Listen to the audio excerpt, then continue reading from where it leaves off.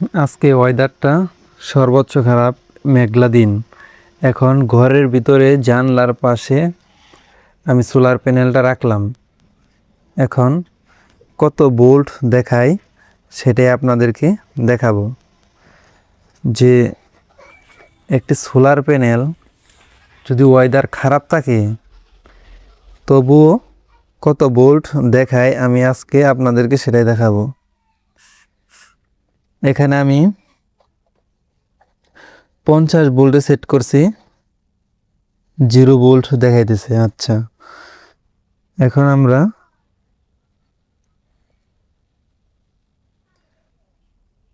একটা তার লাগিয়ে নিছি আর একটা তার ধরি।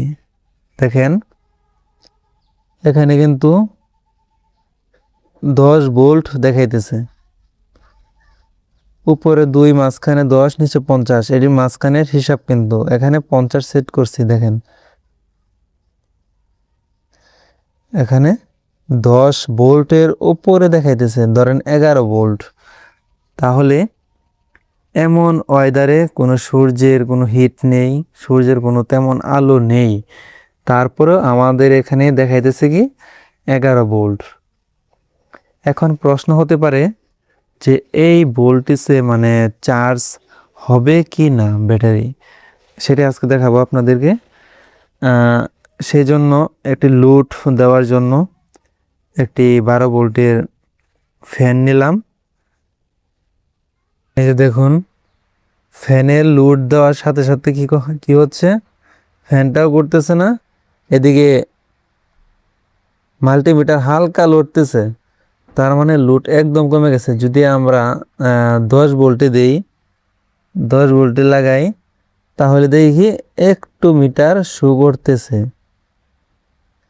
তার মানে বন্ধুরা দেখেন, এমন ওয়েদার,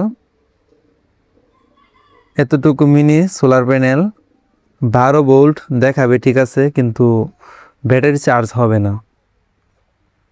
ব্যাটারি চার্জ হবে যদি আপনারা নিয়ে আসেন মনো সোলার প্যানেল, যেটি ভালো মানের সোলার প্যানেল।